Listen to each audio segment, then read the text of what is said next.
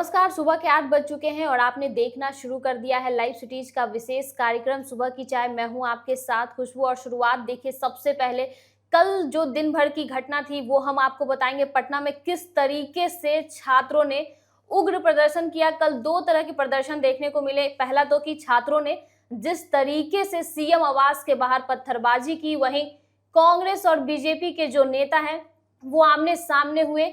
खून खराबा हुआ, नेता भी लहूलुहान दिखे और राजधानी पटना की जो सड़कें हैं थम सी गई, ट्रैफिक थम गई, पुलिस के पसीने छूट गए छात्रों के विरोध प्रदर्शन को खत्म कराने के लिए। इसके अलावा सदन में राशन कार्ड का मुद्दा उठा। वहीं तेजस्वी यादव को लेकर सदन में लगातार सवाल हो रहा है कि आखिर इस समय में भी नेता प्रतिपक्ष तेजस्वी यादव कहां है। वहीं संसद मार्च में जिस तरीके से दिल्ली में जंतर मंतर में जो लाठी चार्ज हुआ छात्रों पर, उस पर भी सवाल उठाया जा रहा है कि लाठी चलाने वाले आखिर थे कौन।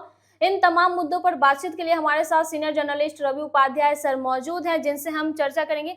कल क्या कुछ पूरे दिन पटना में देखने को मिला सर? देखिए, निश्चित रूप से बीते दिन पटना में एक अजीबोगरीब दृश्य दिखाई पड़ा और यह स्वतः जो छात्र थे उनका सड़क पर उतरना। कहीं ना कहीं आपने ठीक कहा कि राजधानी पटना की जो यातायात व्यवस्था थी वह पूरी तरीके से थम गई थी, चरमरा गई थी। जो जहां था वहीं पर रुका पड़ा था। और राजधानी पटना का यह नज़ारा आपको ऐतिहासिक गांधी मैदान से शुरू हुआ। पहले तो यह व्यवस्था मुकम्मल तौर पर थी कि कैसे वहां से लोग वीवीआईपी जोन, और देखिए सबसे बड़ी बात है कि मानसून सत्र चल रहा है, विधानमंडल का सत्र चल रहा है, सब लोग जान रहे हैं धारा 144 लागू है।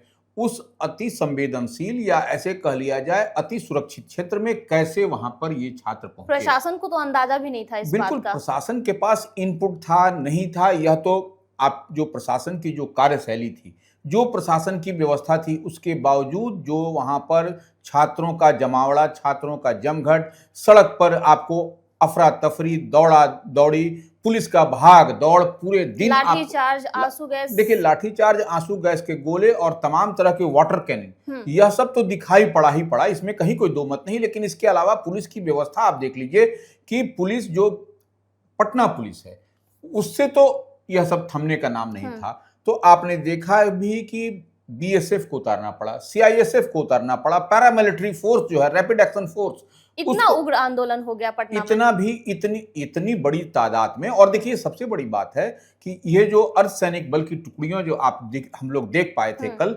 वह क्या था, यह बिहार में विधानसभा का उपचुनाव हो रहा है बांकीपुर का, जो नितिन नवीन की सीट थे वहां पर। तो पहले से यहाँ पर जो आचार संहिता लगा हुआ है, तमाम तरह की मुकम्मल व्यवस्था चुनाव आयोग के कंट्रोल में है बांकीपुर विधानसभा।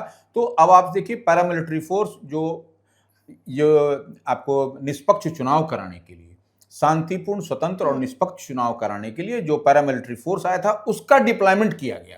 क्योंकि पटना पुलिस के यह मन और मिजाज से यह नहीं दिखाई पड़ रहा था। तो पैरामिलिट्री हम जो बात कर रहे हैं, बीएसएफ, सीआईएसएफ या अन्य रैपिड एक्शन फोर्स, सीआरपीएफ, तो यह सब जो लगाया गया, आपने देखा भी कि पूरी मुस्तैदी के साथ पूरी पैरामिलिट्री फोर्स के जवान सड़कों पर दौड़ाते रहे, दौड़ते रहे, भागते रहे, गिरते रहे, पड़ते रहे। और महिला पुलिसकर्मी पे हमला भी हुआ। नहीं, निश्चित रूप से यह तो महिला पुलिसकर्मी की तो आपको जैसे ही बीते दिन शाम के बाद जो है सो सिटी एसपी पूर्वी, जो पुलिस अधीक्षक नगर हैं पूर्वी क्षेत्र की, शैल्या, उन्होंने कहा कि जो है सो महिला पुलिसकर्मी को भी चाकू मारा गया है, चाकू लगा है।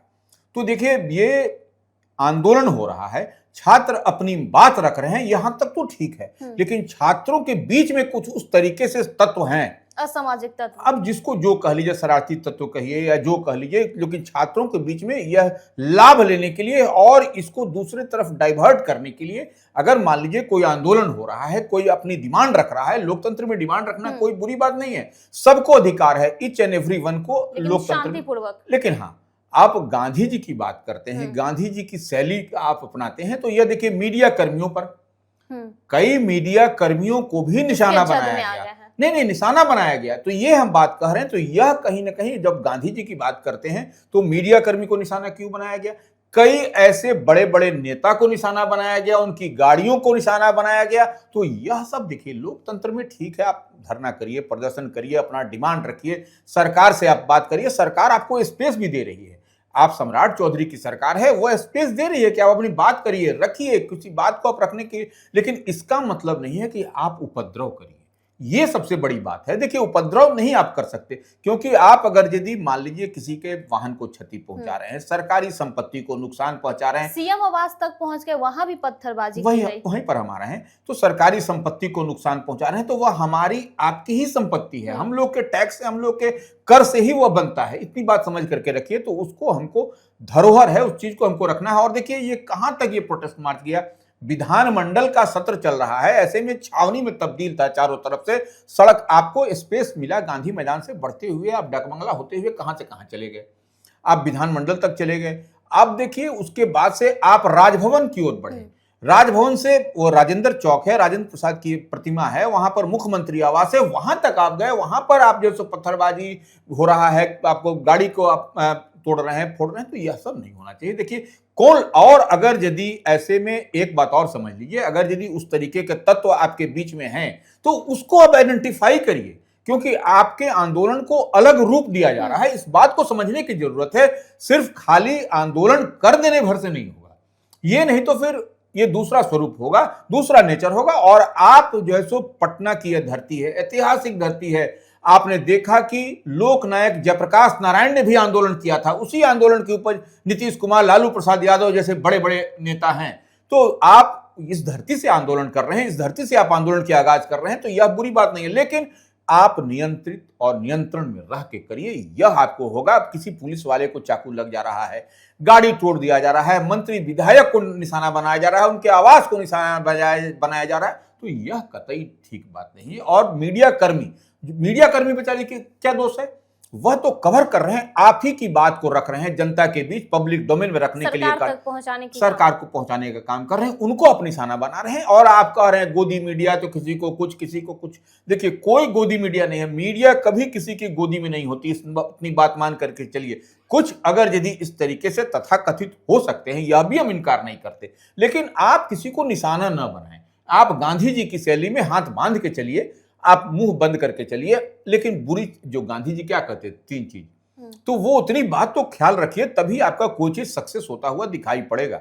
लेकिन इतिहास में सर, ये भी देखने को पहली बार ऐसा हुआ कि विधानमंडल का गेट तक बंद करना पड़ा। देखिए, निश्चित रूप से आपको हम बार बार एक बात कहते हैं, 144 लगा हुआ है, धारा निषेधाज्ञा लगा हुआ है, मानसून सत्र चल रहा हो, और ऐसे में आप उपद्रव कर रहे हैं कि आपकी आड़ में कोई घुस करके उपद्रव कर रहा है, तो ये तो देखने वाली बात है। और देखिए, पुलिस ने बहुत संयम बरता है, अंतिम क्षण तक वो उस पे दिया, नहीं तो यहां से गांधी मैदान से जो ही प्रोटेस्ट आपका आगे बढ़ता, यहीं पर अगर यहीं रोक देता, यहीं पर सख्त कार्रवाई होती, तो यहां पर रुक जाता। लेकिन जबकि पर्याप्त संख्या में, बार बार कर रहे हैं, विधानसभा का उपचुनाव हो रहा है बांकीपुर में, मुकम्मल तौर पर फोर्स है, पैरामिलिट्री फोर्स है।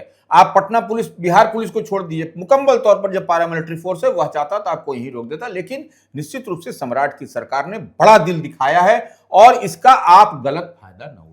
चर्चा छात्रों की कर ही रहे हैं सर, तो इसमें एक सवाल ये भी आ रहा है, सुधाकर सिंह ने जो है वो सवाल उठाया कि जो जंतर मंतर पर लाठीचार्ज हुआ छात्रों पर, उसमें कुछ सादी वर्दी में लाठीचार्ज की जा रही थी उनके द्वारा। देखिए, निश्चित रूप से सुधाकर सिंह राष्ट्रीय जनता दल के सांसद हैं, बक्सर से सांसद चुने गए हैं, और वह जो जंतर मंतर की बात कर रहे हैं, वहां से जो प्रोटेस्ट मार्च हो रहा था, उसमें जिस तरीके से लाठीचार्ज हुआ, उसमें कोई सादी वर्दी में जो कुछ लोग थे, बिल्कुल थे। उसमें जो फुटेज बता रहा, हम और आप नहीं बोल रहे हैं, जो सादी वर्दी में जो थे, वह हेलमेट लगाए हुए थे, बिना, देखिए ये देखिए, नेम प्लेट तो होना चाहिए। अगर यदि आप शादी वर्दी में हैं, कौन है भैया, यह तो बताना चाहिए। तो निश्चित रूप से जो उनका डिमांड है कि पुलिस कमिश्नर से उन्होंने सख्त कार्रवाई की मांग की है, ऐसे लोगों का फुटेज देख करके, चिन्हित करके, और यह कार्रवाई करने की बात की है। और संवेदनशील परिस्थितियों में ड्यूटी पर तैनात पुलिसकर्मियों की पहचान स्पष्टता के साथ होना चाहिए। यह तो हम पहले ही बता चुके हैं। दिल्ली पुलिस की जिम्मेवारी बनती है, कितना बड़ा प्रोटेस्ट हो रहा है। तो चर्चा आगे करेंगे। जिस तरीके से प्रोटेस्ट की बात हम लोग कर रहे थे, कल 2 तरह के प्रोटेस्ट देखने को मिले। इसमें बीजेपी और कार्यकर्ता भी आमने सामने, कांग्रेस के जो है वो, उसमें भी नेता लहूलुहान हुए हैं। नहीं, देखिए, एक बात तो हम समझ पा रहे हैं, यह छात्रों का, मान लीजिए, यह प्रोटेस्ट मार्च था, लेकिन अब दूसरी तरफ आप देखिए, सदाकत आश्रम तक एक मार्च, भारतीय जनता पार्टी का मार्च वहां जा रहा है। तो ये भी, और देखिए, बड़े नेता इसको भारतीय जनता पार्टी के लीड कर रहे हैं। यह कहां का है कि आप किसी को जाकर के कांग्रेस मुख्यालय सदाकत आश्रम में वहां पर प्रवोक करिए, तो उसका रिटेलिएशन, उसकी बात हम लोग देख और समझ पाए कि जब भारतीय जनता पार्टी का मार्च वहां पहुंचा, तो यह क्या बताता है? यह आप तो किसी को प्रवोक कर रहे हैं, तो वहां पर निश्चित रूप से कांग्रेस के कार्यकर्ता, वहां पर सदाकत आश्रम है, कांग्रेस का हेडक्वार्टर है, प्रदेश हेडक्वार्टर है, तो वहां पर फिर आपने सामने की लड़ाई हो गई। अब उसमें कई ऐसे जो नेता हैं भारतीय जनता पार्टी के, वह भी घायल हुए, कांग्रेस के भी कुछ लोग घायल हुए। यह बात से इससे इनकार नहीं किया जा सकता। वहां पर निश्चित रूप से पथराव हुआ, लाठी डंडे चले, उसका फुटेज है। तो देखिए, इस तरीके से लोकतंत्र में आप भी किसी पॉलिटिकल पार्टी के हैं, आप भी भारतीय जनता पार्टी है, रूलिंग पार्टी है, आपको तो इतना कम से कम संयम बरतना चाहिए कि यह काम ना हो, यह कन्फ्रंटेशन आमने सामने की न हो। वैचारिक मतभेदता अलग विषय है, लेकिन आपकी बात से हम सहमत हो नहीं हो, या दैट इज डिफरेंट, यह एक अलग विषय हो सकता है। लेकिन यह जाकर के कि हम प्रभोग करें, किसी को उकसाएं, किसी को कुछ करें, तो यह तो आपको दिखाई पड़ेगा, वही होता हुआ दिखाई भी पड़ा। और इसी क्रम में कई नेता तो इधर से भी घायल हुए, भाजपा के भी घायल हुए और कई कांग्रेस के भी घायल हुए। इसी बीच में हाँ, निश्चित रूप से कई लोग, अल्लाह वरू तो कांग्रेस के मामलों के, बिहार मामलों के प्रभारी हैं, वह तो ऐसे कई नेता घायल हुए भारतीय जनता पार्टी के भी और बीजेपी कांग्रेस के भी। लेकिन हाल ही में एक जो नेता विकासशील इंसान पार्टी, सन ऑफ मल्लाह की पार्टी से निकल करके भारतीय जनता पार्टी में आए, आनंद मधुकर, वह तो उनके सर में चोट है, अस्पताल में भर्ती हैं, वो भाजपा में है। तो यह देखिए, यह कहीं ना कहीं यह ठीक नहीं, कन्फ्रंटेशन ठीक नहीं है लोकतंत्र में। चर्चा आगे करेंगे। सदन में राशन कार्ड का मुद्दा उठा, उसमें क्या कुछ सर बातें निकलकर सामने आई? देखिए, निश्चित रूप से सदन में जो बात आप कह रही हैं, जो विधानसभा में जो बात दिखाई पड़ी, सीपीआईएम के, मार्क्सवादी कम्युनिस्ट पार्टी के विधायक हैं, समस्तीपुर के विभूतिपुर से हैं, अजय कुमार, उन्होंने सवाल उठाया कि कई 1000 से ज्यादा राशन कार्ड जो है सो रद्द कर दिया गया है, और वो रद्द किन कारणों से किया गया है, अब कैसे किया गया है, यह जो बात छन करके आई कि कुछ लोग फर्जी बना 35 लाख राशन कार्ड, हाँ, निश्चित रूप से। तो राज्य में अब तक 1.87 करोड़ जो है सो अधिक राशन कार्ड धारक हैं, उसमें से मैक्सिमम आपको जो है फर्जी जो जितने हैं उनको रद्द कर दिया गया, उनकी छटनी कर दी गई है, या वो राशन का उठाव नहीं कर रहे थे ऐसी परिस्थिति में। तो ये अब हुआ है, तो निश्चित रूप से यह गरीबों के पर एक और बड़ा प्रहार है एक तरीके से। सदन चल रहा, आज भी विधानमंडल सत्र का आज चौथा दिन है। ऐसे में तेजस्वी यादव जो नेता प्रतिपक्ष है, उनका गायब रहना, इतना बड़ा प्रोटेस्ट बिहार में हुआ, कहीं तेजस्वी नहीं दिख रहा है। देखिए, निश्चित रूप से यह जेडीयू के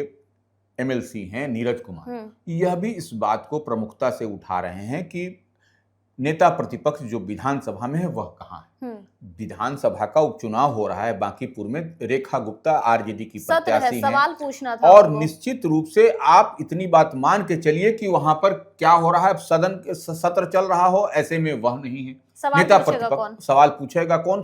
देखिए, सबसे बड़ी बात है, सवाल पूछना तो एक अलग बात है, मानसून सत्र चल रहा है, वह लापता बताए जा रहे हैं नहीं, नीरज कुमार खोज रहे हैं कि भाई पक्ष, देखिए लोकतंत्र की खूबसूरती क्या है, पक्ष और विपक्ष। अब विपक्ष के नेता ही जब सदन में नहीं होंगे, तो निश्चित रूप से कई जो जन सरोकार से जुड़े मामले हैं वह सदन के अंदर नहीं उठ सकेगा, और उसका जवाब भी आपको सत्ता पक्ष या ट्रेजरी बेंच की ओर से सेटिस्फैक्टरी नहीं मिलेगा। तो इस लिहाज से उनको रहना चाहिए। और देखिए, हम बार बार एक बात दोहरा रहे हैं, बांकीपुर में विधानसभा का उपचुनाव चल रहा है, राजद की प्रत्याशी रेखा गुप्ता हैं, और उनके प्रचार, उनके लिए अब कैप्टन ही जो हैं, माने राजद के जो राष्ट्रीय कार्यकारी अध्यक्ष हैं तेजस्वी यादव, जो नेता विधानसभा में है, वही जब एब्सेंट हो तो फिर क्या हो सकता है? कहीं ना कहीं नेता प्रतिपक्ष की मौजूदगी तो खलना विधानसभा में और सत्र में भी, क्योंकि सवाल पूछना, नेता प्रतिपक्ष है। तो अभी तक आपने हमारे चैनल को सब्सक्राइब नहीं किया है तो सब्सक्राइब कर ले, साथ ही फेसबुक पेज को भी लाइक कर ले। वीडियो देखने के लिए शुक्रिया।